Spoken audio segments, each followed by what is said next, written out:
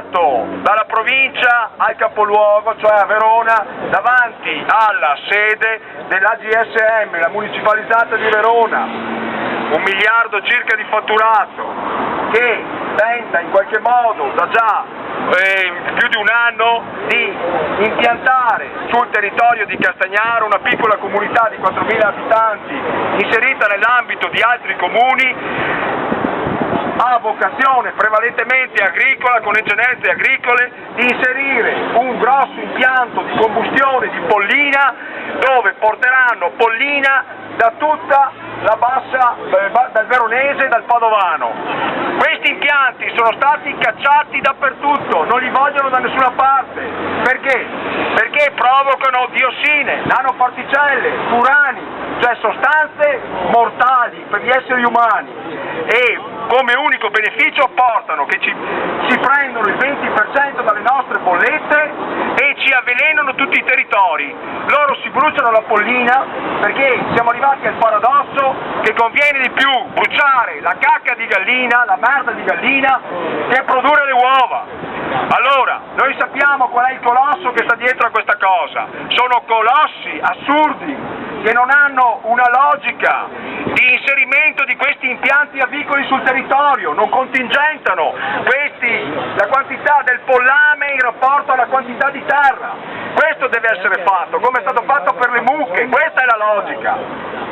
Tutta gente che mette dentro alla pollina antibiotici, antidepressivi, metalli pesanti, tutta roba che va nell'aria e ci avvelena. Non possiamo accettare questa cosa e su questa cosa ci ribelleremo in tutti i modi. Come? Prima di tutto usando l'intelligenza. L'intelligenza vuole che ci si unisca tra di noi, i comitati si devono unire, questa è la forza, perché il potere sa benissimo che il vecchio adagio divide il timperat alla fine paga. Dobbiamo unire i comitati del Polesine, i comitati della Padovana, i comitati del Veronese su queste cose.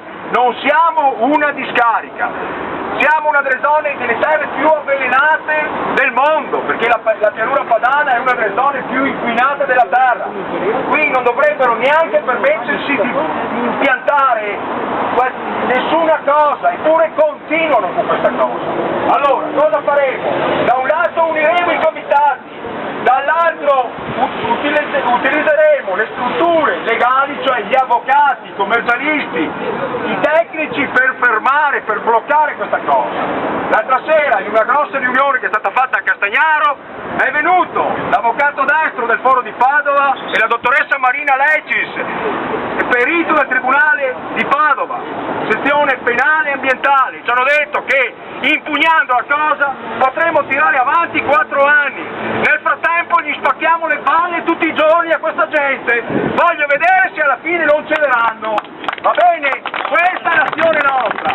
I comitati devono fare questo, devono stare al di sopra della politica, devono parlare con tutti, devono dialogare con le amministrazioni, soprattutto l'amministrazione di Castagnaro, ma con tutti i politici, perché quello che noi vogliamo, l'obiettivo finale, è che questa cosa non passi. Tra l'altro l'assurdità è che nello stesso territorio, in fianco all'inceneritore, vogliono fare anche una discarica da 35.000 metri quadrati, 50 codici di rifiuti, è una cosa assurda. Ecco, questa è la nostra azione, questo è quello che faremo e finché non riusciremo a cacciarli. Va bene? Grazie della vostra partecipazione. Grazie, grazie.